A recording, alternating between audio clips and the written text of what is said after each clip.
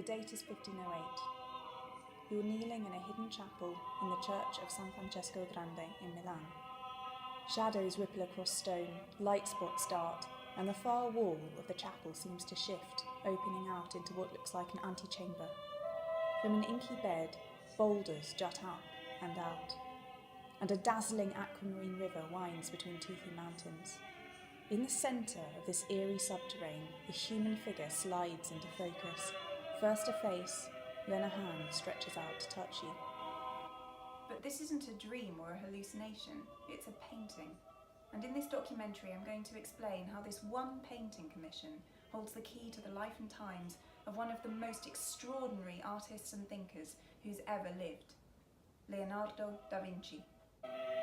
To this day, intrigue surrounds the commission of the Virgin of the Rocks, because astonishingly, for an artist who completed fewer than 20 paintings in his lifetime, he returned to this same subject twice.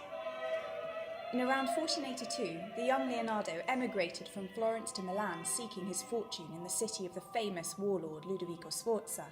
He painted the original version, now in the Louvre in Paris, to prove his talent. A bit like a calling card, it was the product of a brilliant training in Florence, and indeed it propelled him to fame. This painting earned him the title of court artist. Because of this painting, his world opened up.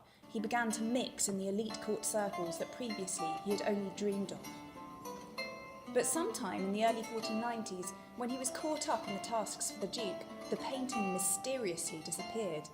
Leonardo was asked to make a replacement, but by the time he finally completed the second painting, now at the National Gallery in London, 25 years had passed since he'd first signed the commission papers, one of the longest-standing agreements of its kind in history. But why did it take so long? And what can this one painting reveal about Leonardo's life and experience? During those 25 years, Leonardo underwent the most startling artistic, intellectual and scientific developments of his life. By the end of that time, he had transformed from lowly craftsman to international celebrity, from unschooled boy to Renaissance philosopher, and from artist to scientist.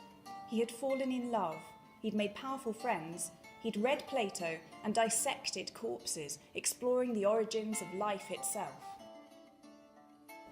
In this documentary, I'm going to share with you the secret of Leonardo and his two paintings of the Virgin of the Rocks.